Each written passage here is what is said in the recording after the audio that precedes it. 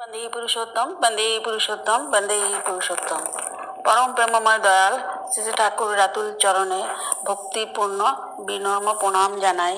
পরমাধ্যায় জগজ্জননী শ্রী পরমার চরণ কমলে আমার ভক্তিপূর্ণ বিনম্র প্রণাম জানাই।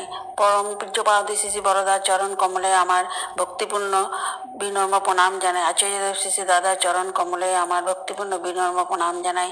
ঠাকুরবাড়ির সকলের চরণেই আমার ভক্তিপূর্ণ বিনম্র প্রণাম জানাই এবং ইষ্ট সান্নিধ্যে থাকা সকল কর্মীবৃন্দ, গুরুজন, দাদা মায়েদের, ছোট ছোট ভাই বোনদের, বন্ধু বান্ধবীদের এবং ইষ্টতপা সকল যারা ঠাকুরকে নিয়ে চলছেন এবং সেই বিশিষ্ট ব্যক্তিবর্গ, সাহিত্যিক, লেখিকা, গায়িকা যারা ঠাকুরের সাথে যুক্ত আছেন, চেনা অচেনা, দীক্ষিত অদীক্ষিত সকলকেই আমার যথাযোগ্য স্থানে প্রণাম, নমস্কার, শ্রদ্ধা, ভালোবাসা, জয় গুরু জানাই। আমার তেমন জ্ঞানের পরিধি বা অভিজ্ঞতা, ভাব ভাষা তেমন নেই। আমি যেটা আমি বিভিন্ন আলোচনা এবং আজকাল অনলাইন সৎসঙ্গে হচ্ছে সেইগুলো সরল কথায় সোজাসুজি বলতে চাই, কেননা অলংকার দিয়ে এরকম আমি জানিও না বলতে। তো সোজাসুজি বললে সেটা সবার প্রাণী ঢুকতে পারবে, বুঝতেও পারবে। তো এখানে সেটাই আমি আপনাদের শেয়ার করার চেষ্টা করছি। আমি বিভিন্ন আলোচনা পড়েছিলাম। আমাদের হলো মেইন কথাটাই হলো যে ইষ্ট স্বার্থ প্রতিষ্ঠাই জীবনের মূল লক্ষ্য। ইষ্ট মানে আমার যে গুরু, যার দীক্ষা নিয়ে আমি নতুন জীবন পেয়েছি। আগে একরকম জীবন ছিল, নেওয়ার পরে তখন বুঝতে পারি আমাদের কত ভুলভ্রান্তি। তো সেইটাই সঠিকভাবে আমরা তখন সেটাকে প্রবলেম সলভ করে বা সেই পথে, ভালো পথে আমরা চলতে পারি। তো ইষ্ট স্বার্থ প্রতিষ্ঠাই জীবনের মূল লক্ষ্য, এই চেতনাবোধে আমি নিজেও উদ্বুদ্ধ হব এবং সবাইকে উদ্বুদ্ধ করে চলবো।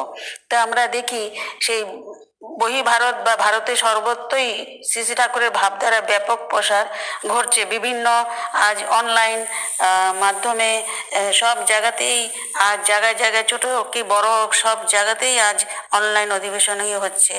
তো শ্রী ঠাকুরকে জীবন্ত করেই রেখেছেন সকলের অন্তরে। তো তাই বর্তমান শ্রী আচার্যদাও সেই প্রেরণা দিয়ে ইষ্টকর্মে উদ্যম গতিতে আমাদেরকে নিয়ে চলেছেন। তো শ্রী ঠাকুরের অমীয় ভাবধারা আমরা সেই আলোচনার মাধ্যমে জানতে পারি যে হ্যাঁ, এক গান হয়, নাচ হয় বা অনেক কথাও হয়, কিন্তু তার মধ্যে মেইন আলোচনার ধারা আমরা ঠাকুরের জীবন কাহিনী অনেকে অনেক রকমের জানেন, সেগুলো ঠাকুরের সেইটাই আমরা আলোচনার ধারায় বুঝতে পারি। তো আমাদের সেই জন্য যে আলোচনা বইগুলো বার হয় সেগুলো পড়তেও হয়। তো এখানে আমি বলছি যে ঠাকুরকে আমরা পুরুষোত্তম বলি, তাকে কেন্দ্র করেই আমরা চলি। তো যখন ঠাকুর ছিলেন সব মানুষকে নিয়েই তিনি প্রেমভাবে সারাদিন সবার দুঃখ শুনতেন, কিভাবে সেগুলো সমস্যা সমাধানও বলে দিতেন। তো শ্রী পিতিরের দ্বারাও সেইটাই ঠাকুর যাওয়ার পরে তিনি করতেন। তো তিনি বলছিলেন যে ঠাকুর থেকে আমরা পুরুষোত্তম বলি, তাকে কেন্দ্র করে আমরা চলি। তো তিনি আপামর সবাইকে ভালোবাসেন, আমরাও সবাইকে ভালোবাসতে চেষ্টা করি। তিনি বলেন যে মানুষ আপন টাকা পর, যত পারিস মানুষ ধর, উষা নিশায় মন্ত্র সাধন চলাফেরায় জপ, যথাসময় ইষ্ট নির্দেশ মুক্ত করাই তপ, আর মাছ মাংস খাসনে আর পেঁয়াজ রসুন ছাড়। আর এইগুলো চৈত্যগরের কথা বলতেন, ঠাকুর যেগুলো বানিয়ে দিয়েছিলেন। তো সবাইকে ভালোবাসা এবং নিষ্ঠা অনুগত্যে কীর্তি সম্পর্কের সহিত চলতে হবে। তিনি বলছেন আমাদের কেন্দ্র হচ্ছে স্বয়ং ঠাকুর, সকলেই তার। আবার আমি মানে শ্রী বর্দা বলছেন আর কি সেই কথা। তো তাকে ভালোবাসলে সবাই সততই ভালোবাসে। তো সমস্ত মন প্রাণ তাকে দিতে না পারলে কিছুই হয় না। নিজের দিকে খেয়াল রাখতে হয় না, পরম পিতার দিকে খেয়াল রাখতে হয়। তো যেইটুকু নিজেকে সম্পাদন করেছে যে, সে ততটুকুই প্রকাশিত হয়েছে। নিজের দিকে লক্ষ্য রাখতে হয় না, সেই জন্য সবসময় পরম পিতার দিকে নজর রেখেই চলতে হবে।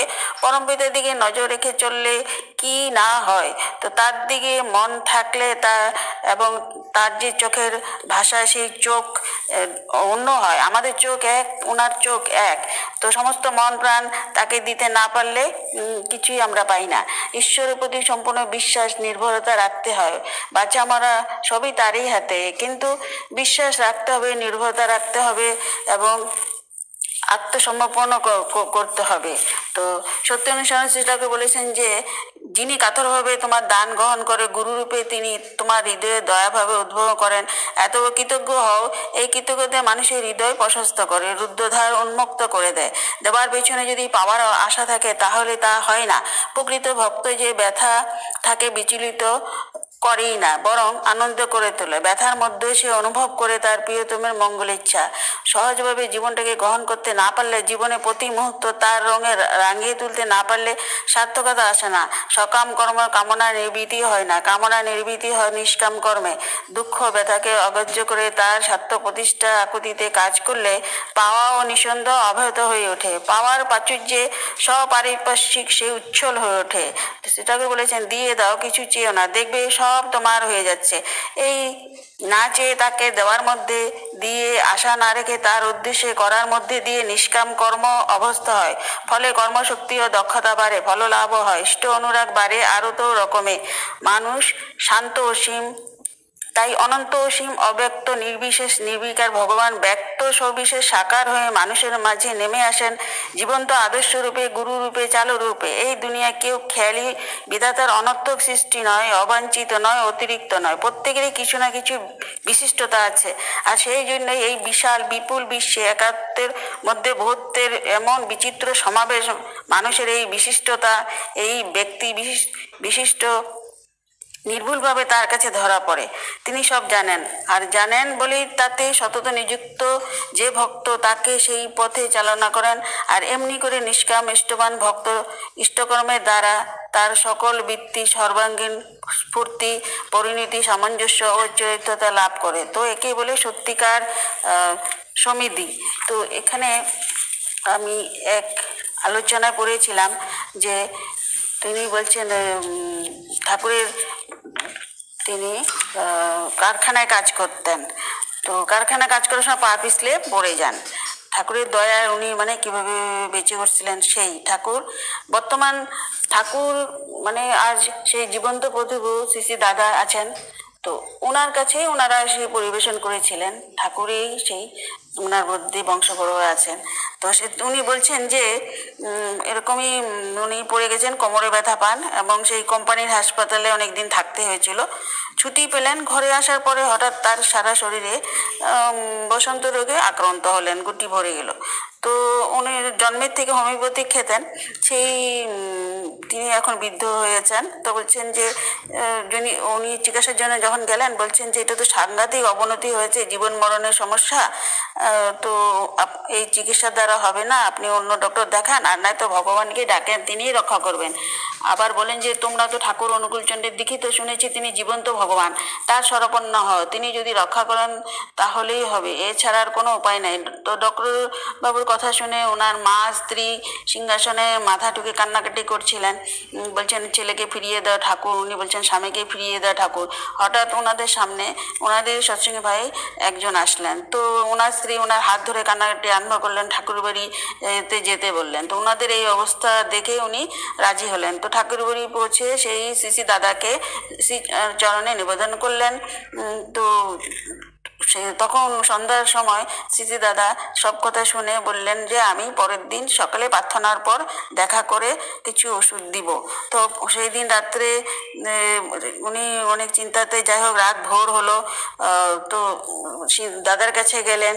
শ্রী দাদা যখন বসলেন গেলেন, বলছেন না ওষুধ কোনো দরকার নেই এরকম বললেন। কিন্তু এই দিকে আবার রাত্রে ভোরের দিকে ঘুমের মধ্যে সেই শ্রী দাদা ওনার মাথায় হাত বুলিয়ে বলছেন যে ঠাকুরের দয়া ভালো হয়ে যাবি।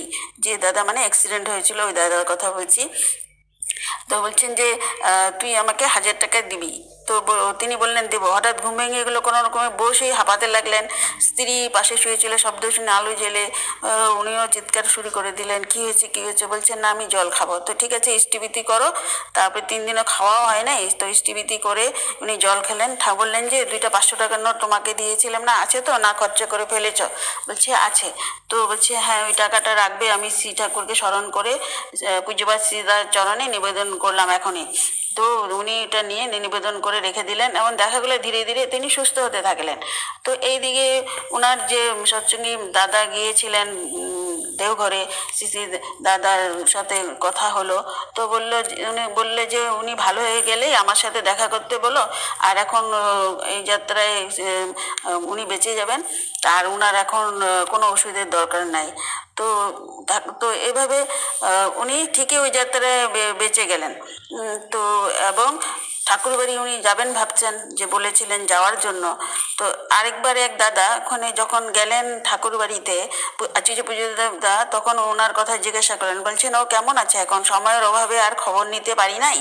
তো বলছে এখন ঠিকই আছে, তো সুস্থ হয়ে গেলে দেখা করতে আসে যেন। তো পূজ্যপাদ দাদা বললেন। তো তো পরে ওনারা খবর করে দাদা কলকাতা কাকড়াগছিতে এসেছিলেন, সেখানে উনি ওনার ওয়াইফের সাথে নিয়ে দেখা করতে গেলেন। তো দর্শন প্রণাম করলেন, প্রার্থনার পর জিজ্ঞাসা করলেন তোর কি মনে, তো তোর কি যেন হয়েছিল, তোর কথা কে যেন ঠাকুর বাড়িতে আমাকে বলেছিল। দরজার সামনে পূজনীয় রাম আমাকে দেখে বললেন যে জানো রাঙামা, ও চলেই যাচ্ছিল, আমি সারা রাত ধরে ঠাকুরের কাছে প্রার্থনা করে ওকে ফিরিয়ে এনেছি। সব শুনে রাঙামা বললেন তোমার পক্ষেই সব সম্ভব। তারপর ওনাকে উপরে যাওয়ার জন্য বললেন, যে ঘরে তিনি বসেন তিনি দয়া করে আমার মানে ওনার স্ত্রীর কাছে সব কথা শুনে বললেন, ঠাকুর তোকে নবজীবন দান করেছেন, ঠিক করে চলিস। আরও জীবন পথে চলার কথা বললেন। 2টি পাষাঢ় যখন ঠাকুরকে স্মরণ করে শ্রীচরণের তিনি রাখছিলেন ওই অর্ঘ্য, তো উনি বলছেন না ওটা দরকার নাই। বলছে যে না আপনি তো স্বপ্নের মধ্যে আশীর্বাদ করেছিলেন। বলছে পাগল কোথাকার। তো তিনি তার স্ত্রী দিয়ে তাকে বললেন, তোর বউ সংসারী মানুষ, সংসারে কখন কি প্রয়োজন হয় কে জানে, ওকে দিয়ে দে, ওর কাজে লাগবে। তিনি অন্তর্যামী ত্রিকালদর্শী, কারণ আমি আমার স্ত্রীকে ওই টাকাটা দিয়েছিলাম। দাদা বলছেন সংসারে বিশেষ প্রয়োজনে খরচা করতে, তিনি কিছুতেই ওই টাকা নেবেন না।